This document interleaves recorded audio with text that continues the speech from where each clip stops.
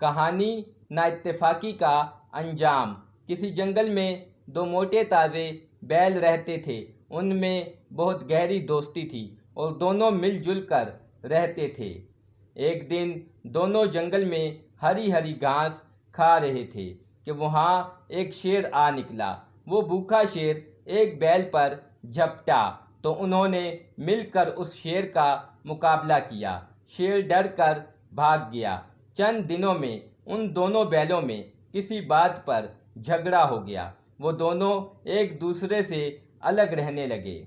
एक दिन फिर शेर उधर आ निकला। वहाँ बैल घास चल रहा था। अकेला बैल देखकर शेर ने उस पर हमला कर दिया और उसे चीर फाड़ कर खा गया।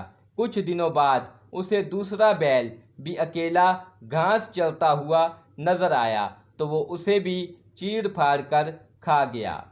नतीजा नाइत्तेफाकी का अंजाम बुरा होता है।